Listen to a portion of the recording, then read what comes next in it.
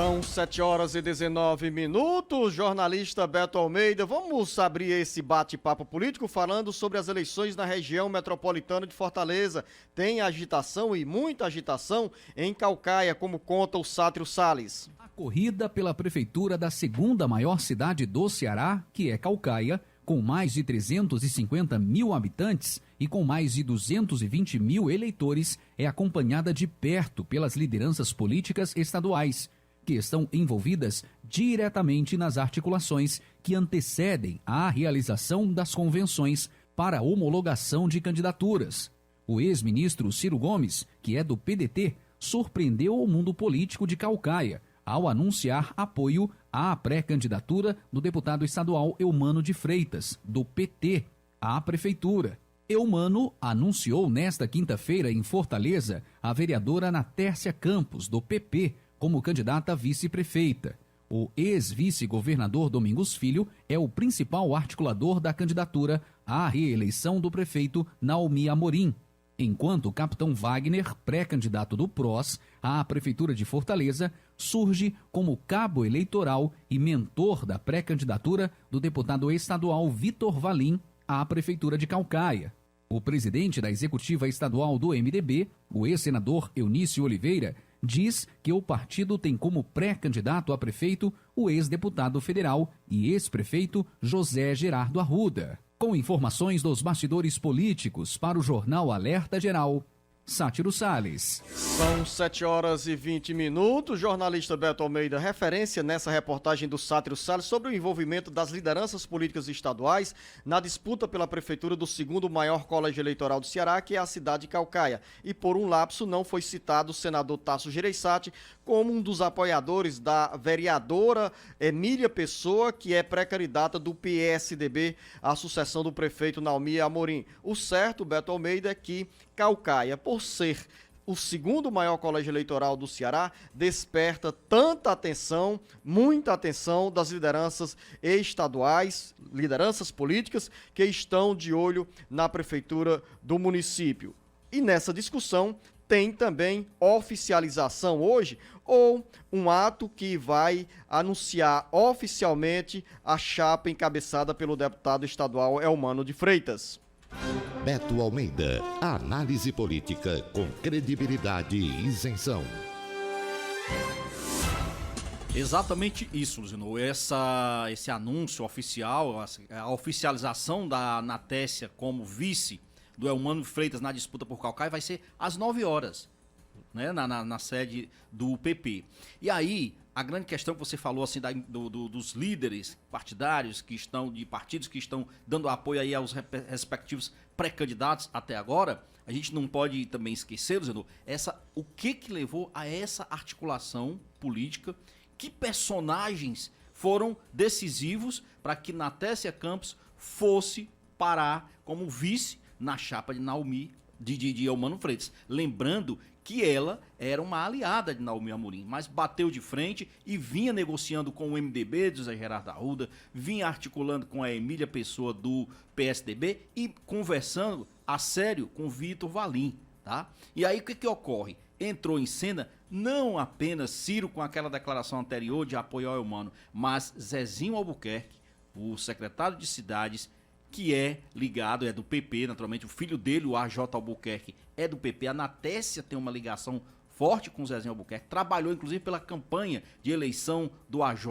então o Zezinho teria tido também papel decisivo junto com o senador Cid Gomes, para que Natércia se decidisse por esse apoio a Eumano Freitas. Isso significa dizer o quê, Luzenor? Que pelo menos em Caucaia, a aliança aí com o PSD de Domingos Filho entra num conflito, porque Domingos tem o seu candidato, e o seu candidato se chama Naomi Amorim. Segundo o próprio Domingos Neto, que é filho do Domingos Filho, ele havia dito o seguinte, que havia o compromisso, inclusive, de Cid Gomes manter a neutralidade em Caucaia. A ser confirmado, de fato, essa articulação de bastidores, significa dizer o seguinte, claramente, os Ferreira Gomes tomaram aí um partido, um lado, vamos dizer assim, estão apoiando agora a pré-candidatura de Eumano Freitas. Isso vai ter reflexo na relação com o PSD?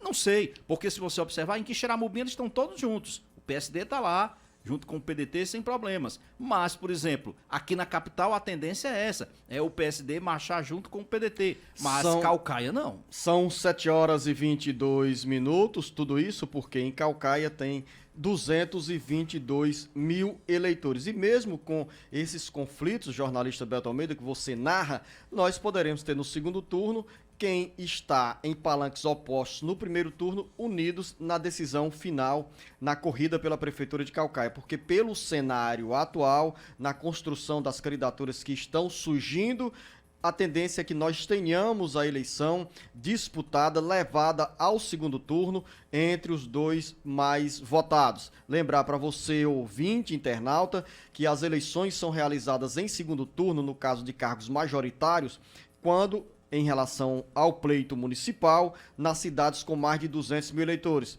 No Ceará, entre os 184 municípios, temos apenas 2 com mais de 200 mil eleitores, que é Caucaia, com 1.821.000 eleitores, e Fortaleza, com 1.821.000 eleitores, e Caucaia, com 222 mil eleitores. Então, estas duas cidades entram no perfil da legislação eleitoral que poderão ter o segundo turno, caso um dos candidatos não receba no primeiro turno mais de 50% dos votos válidos. E aí, no caso específico de Caucaia, Luciano, a coisa se torna ainda mais interessante para acompanhar, porque é saber quem, de fato, irá para um segundo turno agora, né? São 7 horas e 25 minutos. Jornalista Beto Almeida, nós estamos falando sobre as eleições municipais de 2020, mas os deputados federais e senadores já estão de olho em 2021. Não por conta de uma nova eleição, mas sim do orçamento da União, onde estarão reservados pelo menos 407 milhões de reais em emendas parlamentares individuais. E a briga começa agora para a apresentação dessas emendas, como conta o Sátiro Salles. Os deputados federais e senadores já estão de olho nos recursos destinados no orçamento da União para emendas parlamentares. A proposta orçamentária de 2021 já chegou ao Congresso Nacional e os senadores e deputados poderão apresentar até 16,3 bilhões de reais em emendas individuais e de bancada ao Orçamento Geral da União de 2021. O valor é de 6,2% maior do que os 15,4 bilhões de reais previstos no projeto de lei orçamentária anual de 2020 e representa 1,1% das despesas primárias do governo federal, descontadas as transferências obrigatórias para estados e municípios. Cada um dos 81 senadores e 513 deputados poderá fazer até 25 sugestões de despesas no valor máximo de 16,3 milhões por parlamentar. A reserva para o atendimento de emendas de execução obrigatória está definida na proposta orçamentária PLN 28 de 2020, encaminhada pelo Poder Executivo ao Congresso Nacional no último dia de agosto. Dos 16,3 bilhões de reais, 9,67 bilhões vão para emendas individuais. O valor é o mesmo de 2020, apenas corrigido pela inflação. Para as emendas de bancada estadual, estão assegurados 6,67 bilhões de reais, um aumento de 12,6% em relação aos 5,9 bilhões de reais reservados no projeto anterior. Caso seja mantida a mesma regra de distribuição adotada em 2020, cada bancada estadual deve dispor de 247,2 milhões de reais. O dinheiro pode ser dividido entre 15 a 20 emendas, dependendo do tamanho da bancada. O dinheiro das emendas é destinado aos municípios e aplicados obras para melhoria das condições de vida da população. Com informações do Ceará agora para o Jornal Alerta Geral, Sátiro Salles. São 7 horas e 28 minutos. Jornalista Beto Almeida, temos mais 2 minutos para virar esse bloco, mas ainda sobre o orçamento da União, dizer que esse dinheiro aí não é promessa, é real, porque são emendas parlamentares individuais que obrigatoriamente o governo federal tem que liberá-las dentro do mesmo ano, ou seja, dentro do ano de 2021, temos esses 407 milhões de reais das emendas parlamentares individuais. Além desse dinheiro, temos também as emendas de bancada com liberação obrigatória. Exatamente isso, Zeno. A questão agora é o seguinte, olha, nós temos aí as emendas individuais, metade delas tem que ter como destino a área da saúde. Aquelas emendas individuais apresentadas pelos deputados. Já as emendas de bancada, não há exatamente esta obrigatoriedade de vincular esses recursos, ou a metade deles, para saúde. Agora, uma coisa fica certa, vai precisar que a bancada federal do Ceará esteja muito bem articulada, Luzenor, para poder, com que o orçamento é impositivo, ok, mas é preciso ter uma atuação bem firme. Lembrando, por exemplo, que o orçamento deste ano de 2020, que foi votado no ano de 2019, teve como relator o Domingos Neto. Ocupou, de fato, uma posição de destaque. Domingos Neto agora está de licença. Como ele está de licença do mandato, quem está assumindo essa função é o filho do Bismarck Maia. São 7h30 e daqui a pouco a gente volta dentro do bate-papo político para falar sobre reforma administrativa, novas regras para o auxílio emergencial e ainda sobre eleições municipais. Em 1 minuto. São 7h35. Tem candidato apressado, o jornalista Beto Almeida, para vencer a burocracia e chegar mais perto dos votos. Em Viçosa do Ceará, nós temos o primeiro registro entre as cidades da região Nordeste de uma candidatura a prefeito. Exatamente, Luciano. Olha só. Foi feito já na segunda-feira, tá? Quer dizer, no dia 31 de agosto, quando foi realizada a convenção, no primeiro dia logo da abertura dessa fase de temporada das convenções. Então o Viçosa deu a largada realmente na frente e, tão logo realizada a convenção municipal, já tratou, lógico, de fazer o registro junto à Justiça Eleitoral. Corretíssimo. Isso sabe por quê, Luciano? Dá mais agilidade e ganha-se tempo, principalmente para romper a burocracia. É preciso ver a questão do CNPJ, é preciso organizar todos os dados fiscais da campanha, a contabilidade, jurídico, e aí sim já partir, inclusive, para preparar campanha. Lembrando que mesmo com tudo registrado aí, a campanha de fato, nas ruas, só vai poder começar a partir do dia 27, porque do dia 16, que é o último dia das convenções, até o dia 26, é o prazo ainda para o registro das candidaturas. São 7h36.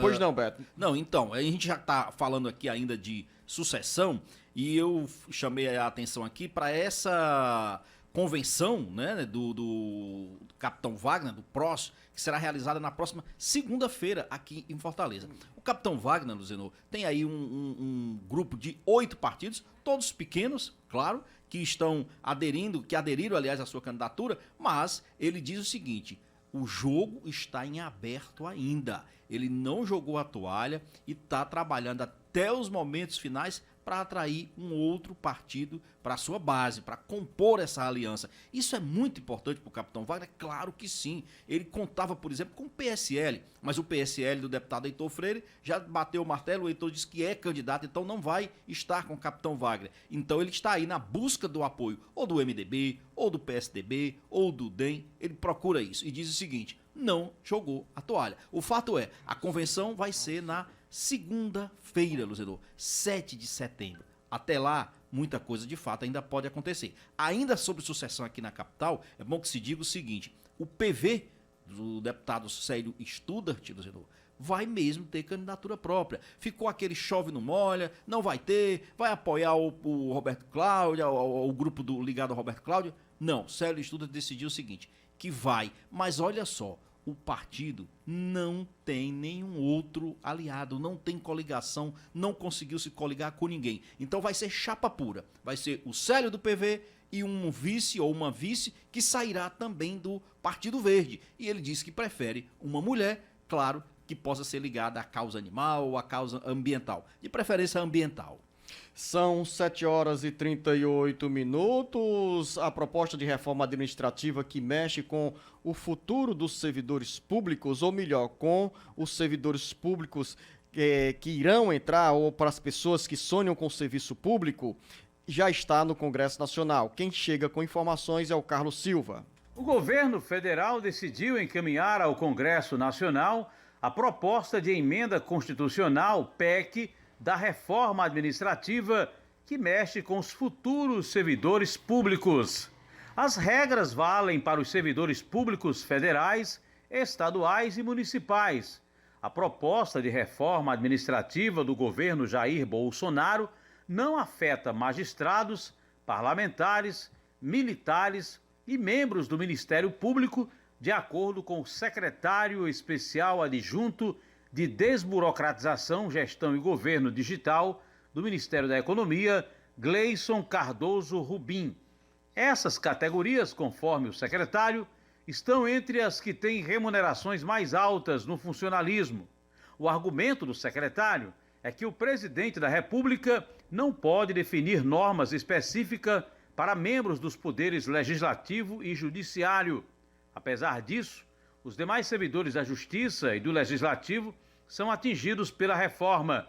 No caso dos militares, o governo diz que já fez reestruturação das carreiras no ano passado no âmbito da reforma da Previdência dos militares. A proposta do governo Bolsonaro quer dar mais poderes ao presidente da República para extinguir cargos, gratificações, funções e órgãos, transformar cargos vagos e reorganizar autarquias e fundações. Com informações do Ceará agora, para o jornal Alerta Geral, Carlos Silva. E o Carlos Alberto chega com outras informações ainda sobre a reforma administrativa. São muitas mudanças para quem sonha com o serviço público. A reforma administrativa encaminhada pelo governo federal ao Congresso Nacional nesta quinta-feira permite a demissão de servidores por desempenho insuficiente. As regras para esse desligamento só serão definidas em lei após a aprovação da proposta de emenda à Constituição de que trata o assunto. Para o governo, o modelo de desligamento de servidor hoje é engessado e prevê a manutenção de servidores em atividades em que não há mais demanda e incapacidade de adaptações e ajustes. Atualmente, é permitida a demissão de servidores após sentença judicial transitada em julgado e infração disciplinar. No governo federal, em 2018, foram desligados 388 servidores, cerca de 0,07% da força de trabalho. A demissão por desempenho vai valer, inclusive, para atuais servidores após a regulamentação. Como se trata de uma PEC, é preciso o apoio de 308 deputados e 49 senadores em 2 turnos de votação em cada casa. Da redação do Ceará Agora, Carlos Alberto para o jornal Alerta Geral. Sobre reforma administrativa, são mudanças bem duras, Beto Almeida, principalmente para quem vai entrar no serviço público. As regras não atingem os atuais servidores, mas para quem sonha com o serviço público, em algumas categorias, as mudanças são grandes. Luciano de Oliveira, são grandes. Agora, olha só, o governo tomou uma decisão de colocar, de fatiar, vamos dizer assim, essa proposta de reforma administrativa.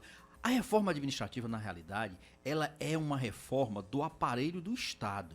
É uma reforma que mexe conceitualmente com o que o Estado vai ter, principalmente em relação à sua máquina, ao funcionamento da sua máquina. Aí pode vir extinção de órgãos, Luzenor, pode vir junção de órgãos. O fato é, o que o presidente argumenta é que precisa dar eficiência a essa máquina e principalmente reduzir o custo altíssimo que ela tem hoje, com salários que são inviáveis e às vezes até inimagináveis no segmento da iniciativa privada. Se você comparar hoje o salário de um servidor público desempenhando uma função idêntica a um outro que trabalha na iniciativa privada, o servidor público ganha 4, 5, 6 vezes mais. Então, isso tem que ser corrigido. E também mexe, por exemplo, com algumas coisas o que se chama de penduricalhos ou de benefícios extras para os servidores, como, por exemplo, a questão de licença-prêmio, Luciano, que se inclui essa licença-prêmio com o tempo, os aumentos retroativos, tá? Essas coisas. Privilégios que não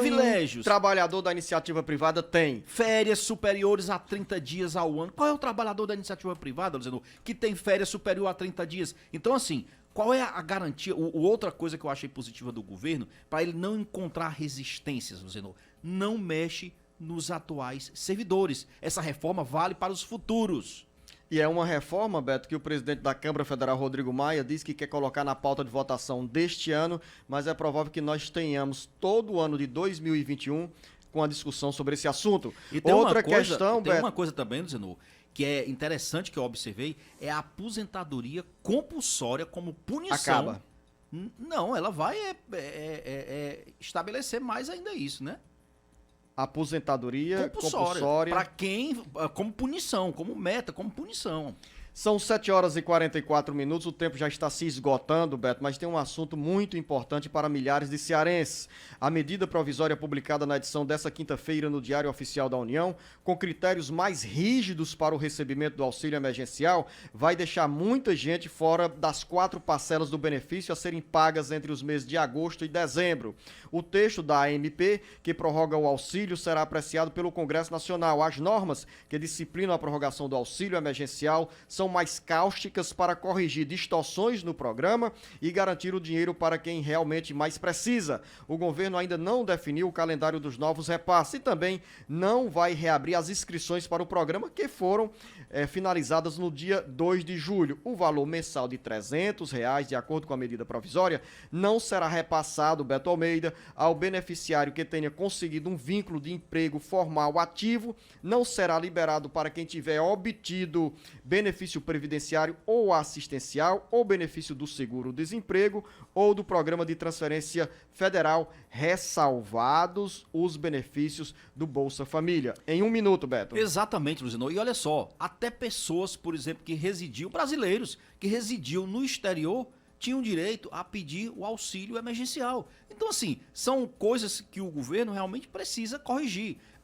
Isso tem um custo. Ele vem principalmente para atender uma parcela da população que está extremamente vulnerável, com perda de recursos, com perda de emprego, com perda de receitas durante essa fase da pandemia. Está estendendo isso até dezembro, até que venha aquele substituto do Bolsa Família, mas eu concordo, precisa realmente ter critérios. Nós vimos, por exemplo, dizendo, fraudes que ainda continuam acontecendo e sendo pagas a quem não deveria estar recebendo esse benefício. São restrições necessárias, e eu acrescento ao que você já falou, Beto, para permitir que as pessoas mais pobres, desempregados, trabalhadores informais que perderam a renda nesse período da pandemia tenham acesso a esse auxílio pago pelo governo federal. Serão mais 4 parcelas, setembro, outubro, novembro e dezembro. Dinheiro que faz a diferença na conta, no bolso e na cozinha de quem perdeu quase a totalidade da renda nesse período da pandemia a partir do mês de março. Tem uma coisa que, por exemplo, os presos em regime fechado, aqueles que estão lá, encarcerados mesmo, esses também não terão direito de pedir. Luciano, mas aí 7 horas e 46 minutos. Bem rapidinho, mas eu já acho Você quer voltar?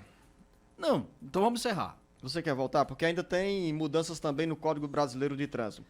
São 7 horas e 46 minutos. Jornalista Beto Almeida, a você um bom dia, uma boa sexta-feira. Amanhã é dia de Jornal Alerta Geral Especial sobre os caminhos da aposentadoria. Grande abraço, Beto. Bom dia.